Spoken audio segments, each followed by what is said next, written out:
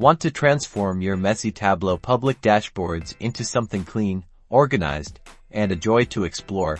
Let's dive into container organization. First things first, containers are your building blocks. They are found in the Objects section. Think of them as invisible boxes that hold your sheets, text, and other objects. Drag a container, either vertical or horizontal, onto your dashboard. Notice how the container provides a defined space now. Go ahead and drag and drop your worksheets or other objects into that container.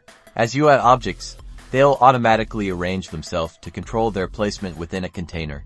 Utilize the layout pane found on the left side of the screen.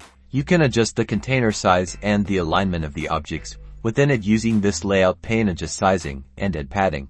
Experiment with vertical and horizontal containers. Vertical ones stack objects from top to bottom. Horizontal containers place objects side by side.